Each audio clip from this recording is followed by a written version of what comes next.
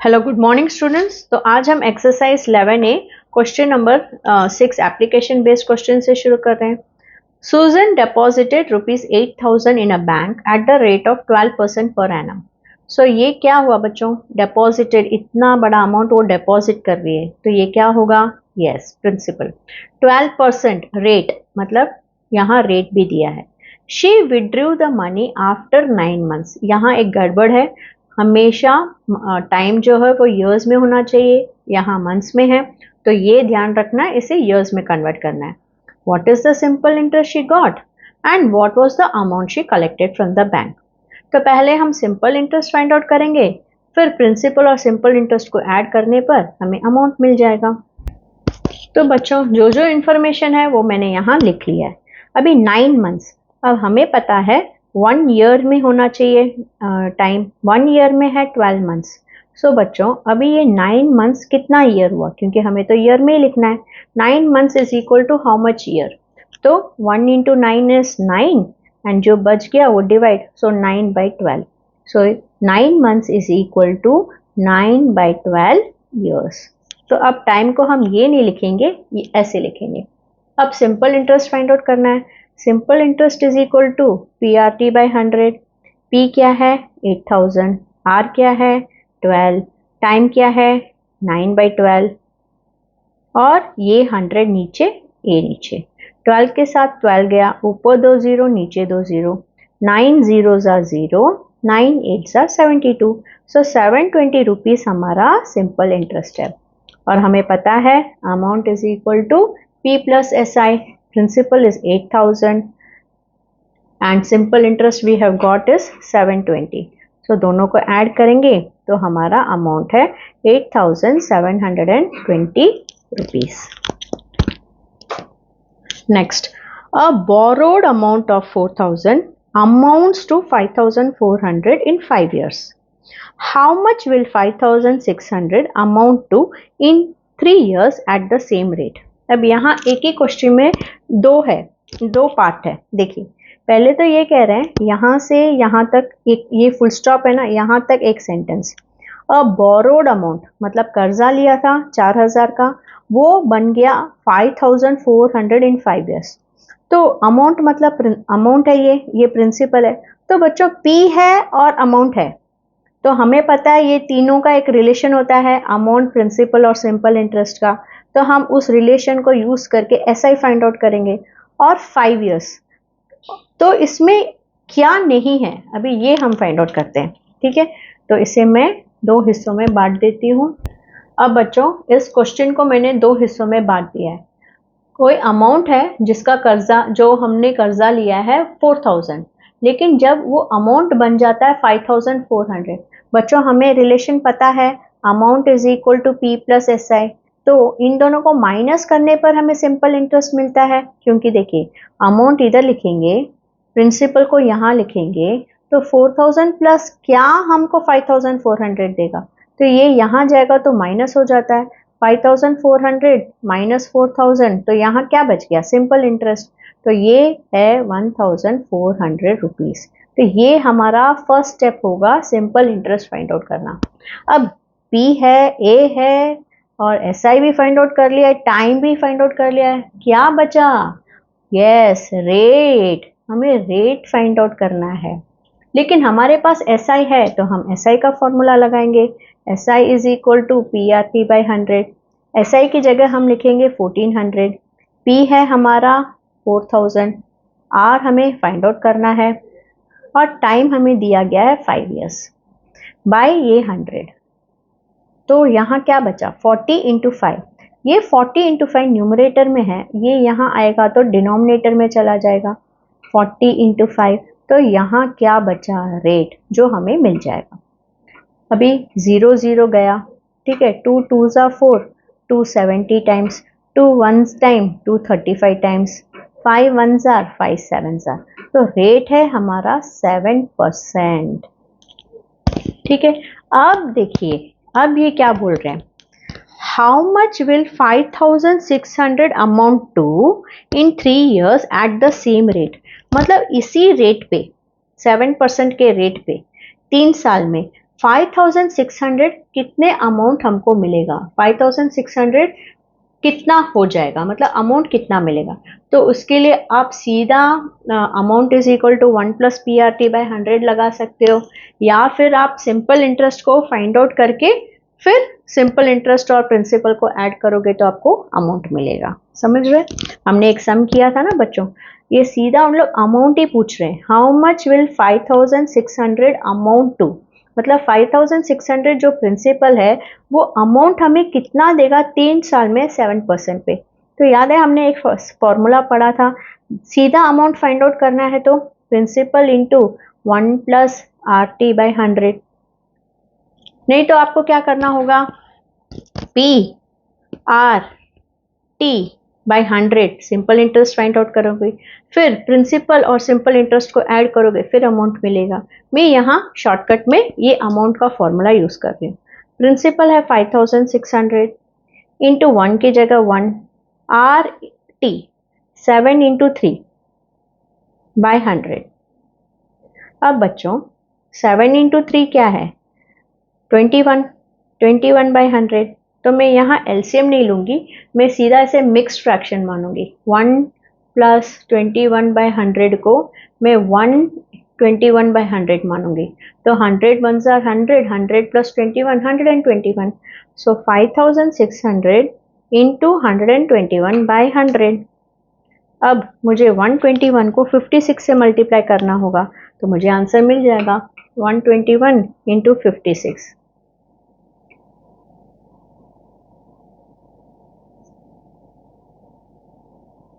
6766, और ये किसका फॉर्मूला है, अमाउंट। तो रुपीस मतलब 6776 बन जाएगा 5600। ये 5600 प्रिंसिपल मुझे क्या देगा, 6776 अमाउंट देगा, है ना। अब 8th सम पे देखते हैं, find the interest on a deposit, मतलब हमें कितना इंटरेस्ट मिलेगा अगर हम 3650 को डिपॉजिट करें from 3rd January 2020 at the rate of 10% up to 17th March 2020। मतलब 3rd जनवरी से लेके 17th मार्च तक हम बैंक में रखेंगे, अप टू मतलब 17th को हम विड्रॉ कर रहे हैं, तो हमें कितना इंटरेस्ट मिलेगा। तो बच्चों पहले तो हम डेट लिख लेते हैं क्योंकि वो बहुत इंपॉर्टेंट है। 3rd जनवरी 2020 से लेकर 17th मार्च 2020 तक, और रेट ऑफ इंटरेस्ट है 10%, और amount deposited that is principal is equal to 3650 rupees. तो देखिए बच्चों, डिपॉजिट इस दिन किया गया, तो जिस दिन हम करते हैं उसी दिन तो हमको रेट इंटरेस्ट मिलना शुरू नहीं होगा ना, क्योंकि 3rd जन को ही हम डिपॉजिट करते हैं। हम 12 o'clock को डिपॉजिट किया होगा, हमने 1 o'clock को डिपॉजिट किया होगा, तो वो क्रेडिट तो नेक्स्ट डे मॉर्निंग से ही हमें इंटरेस्ट मिलना शुरू होगा। तो मतलब हमें कैलकुलेशन 4th जन से लेना होगा, ठीक है। और हमें पता है जैन में होता है 31 डेज, है ना। जैन में ऐसे करते हैं ना हम, जैन फेब मार्च अप्रैल, तो जैन ऊपर आता है, तो जैन में है 31 डेज। तो 31 माइनस 4 हमको करना होगा। याद है हमने कैलेंडर में सीखा था कैसे कैलकुलेट करते हैं, राइट। सो 31 माइनस 4, तो 31 में से 4 डेज चला गया तो 27, और फिर हम इंक्लूड करते हैं 1 डे, क्योंकि 31 में 4 भी कट जाता है ना 4 डेज, लेकिन हमको 4th जैन तो इंक्लूड करना है, ठीक है। सो जैन में हुआ 28 डेज। अगर आपको ये कंफ्यूजन है ना बच्चों, तो देखिए सपोज मैं एक सिंपल टर्म बता रही हूँ, बताइए 1st जैन से 5th जैन तक कितने डेज हुए। तो 1st Jain, 2nd, 3rd, 4th, 5th 5 days हुए, लेकिन मैं अगर 5 माइनस 1 करूं तो 4 ही मिल रहा है। तो हमें क्या करना होता है, हमेशा सब्ट्रैक्ट करके 5 में से ये 1 भी कट जाता है, तो ये 1 को हम ऐड करते हैं, तो 5 डेज आ गया। देखिए 1 2 3 4 5, यहाँ उंगलियों पे भी 5 और यहाँ भी 5। तो हमेशा जो टोटल डेज होते हैं उसमें से जो दिन का हमें निकालना है, 4th जैन से हम निकाल रहे हैं ना, सो 4th Jain to 31st Jain, ये हमें चाहिए। इतने डेज के लिए बैंक में डिपॉजिट था जनवरी महीने में, तो 31 में से 4 निकालेंगे तो वापस से 1 इंक्लूड करेंगे ताकि ये 4th भी इंक्लूड हो जाए। सो जैन के हुए 28 डेज। ठीक है, अब फेब पे आते हैं। अब यहाँ ईयर की वैल्यू क्या है, क्यों वैल्यू ये ईयर दिया गया है, ये दिखाने के लिए कि ये लीप ईयर है, क्योंकि 2020 को अगर हम 4 से डिवाइड करें तो हमारा आंसर 505, रिमाइंडर 0 आता है। हमेशा हम लीप ईयर ऐसे ही चेक करते हैं बच्चों।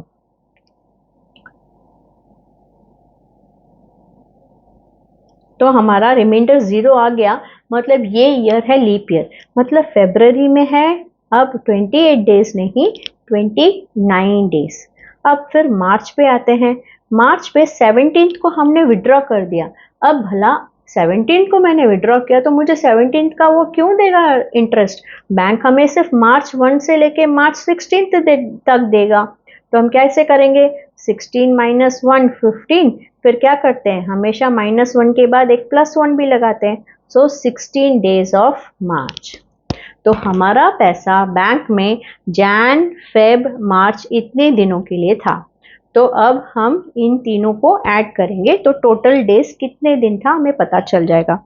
तो total days is equal to Jan plus Feb plus March equals to 73 days के लिए ये हमारा डिपॉजिट था। ठीक है, अब ये तो डेज में है, लेकिन मुझे तो हमेशा टाइम ईयर्स में लिखना होता है।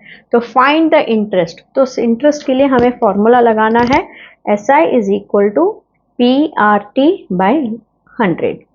P क्या हुआ भला, P है या 3650, रेट क्या है भला 10%। ठीक है, ये मैंने क्वेश्चन में लिखा, लेकिन अब टाइम 73 डेज है, हमें पता है 1 ईयर में है 365 डेज। तो 73 days is how much year, 73 into 365। So 73 divided जो बच गया, तो ये है मेरा ईयर्स। तो मैं इसे लिखूंगी 73 बाई 365 डेज, और ये 100 जो है वो 100 नीचे आएगा, एक जीरो एक जीरो एक जीरो एक zero, 365 one time 365 one time. So 73 is the answer. So 73 rupees. 9th सम देखते हैं बच्चों। Sanju borrowed a sum of money from Simran at 8% interest per annum. After 4 years, Sanju had to give Simran 9,900 to clear the debt. What was the amount Sanju borrowed originally? मतलब संजू ने कुछ पैसे लिए, वो पैसा हमें फाइंड आउट करना है। मतलब प्रिंसिपल ही नहीं दिया है, लेकिन रेट दिया है, 4 years दिया है, और Sanju had to give Simran this much to clear the debt, मतलब कर्जा उतारने के लिए ब्याज समेत उसे इतना देना पड़ा टोटली। मतलब ये क्या है, ये अमाउंट है। ठीक है, सो प्रिंसिपल नहीं दिया है, अमाउंट दिया है, तो हम प्रिंसिपल को क्या लेंगे भला, यस x। ठीक है, सो तो बच्चों पहले तो हम अमाउंट इस तरह से फाइंड आउट करते हैं, क्योंकि हमारे पास अमाउंट दिया गया है 9,900, लेकिन हम x की मदद से एक अमाउंट को फाइंड आउट करेंगे, फिर हमारा वो अमाउंट क्वेश्चन के अमाउंट के इक्वल होगा, फिर हम इसे इक्वेट कर देंगे। ठीक है, so simple interest is equal to PRT by 100। P की जगह हमने x माना, R की जगह 8 और T की जगह 4 बाय 100। तो ये क्या आ रहा है बच्चों, 2 2s are 4, 250 times, 2 1s are 225 times, और कैंसिल होगा नहीं। सो 8x by 25, 8 into x 8x, नीचे 25। तो मेरा सिंपल इंटरेस्ट है 8x बाई 25। अब मेरे पास प्रिंसिपल भी है और सिंपल इंटरेस्ट भी है, तो मैं अमाउंट फाइंड आउट कर सकती हूँ। Amount is equal to principal plus simple interest, x plus 8x by 25। अब x के नीचे कुछ नहीं, मतलब 1, तो इन दोनों का एलसीएम क्या हुआ 25। 1 और 25 का एलसीएम 25। सो 125 टाइम्स, तो ऊपर भी 25 से multiply, 25 into x is 25x, 8x, क्योंकि 25 तो 1s are ना, क्योंकि 25 तो 25 है ही। सो 25 प्लस 8x, ये दोनों लाइक टर्म्स है, तो हम इसे ऐड कर सकते हैं, दोनों के साथ x जुड़ा हुआ है। सो 25 प्लस 8 इज 33 और x बाई 25। तो हमारा अमाउंट, अगर मैंने प्रिंसिपल को x माना और सिंपल इंटरेस्ट ये मिला, तो प्रिंसिपल प्लस सिंपल इंटरेस्ट मुझे अमाउंट मिल रहा है 33x बाई 25। लेकिन क्वेश्चन में अमाउंट है 9900, मतलब this is equal to this, है ना। हमारा अमाउंट क्वेश्चन के अमाउंट से इक्वल हुआ तो हमें x मिल जाएगा, x मिल गया तो हमें प्रिंसिपल मिल गया। सो हमारा अमाउंट क्वेश्चन के अमाउंट से इक्वल हुआ। तो 33x को इधर रखूं, 33 बाई 25 जब इधर जाएगा तो रेसिप्रोकल हो जाएगा 25 बाई 33। अब देखकर ही पता चलता है, दोनों 11 टेबल्स में जाएगा। 11 3 are 33, 11 9 are 99, फिर 2 0, फिर 3 3 are 9, फिर 2 0, 25 यहाँ 2 0 है, 300 इंटू 25, 2 0 के लिए 2 0, 25 3 are 7500 rupees is my x. And what is x? X is nothing but principal. So how much amount did Sanju borrow? Sanju borrowed 7500. And how much did he give back? 9900. बस इतना ही बच्चों आज की class में। हम next class में ये सारे सम्स देखेंगे। अगर आपको ये वीडियो अच्छा लगा तो लाइक कीजिए, कमेंट कीजिए और शेयर कीजिए। Thank you.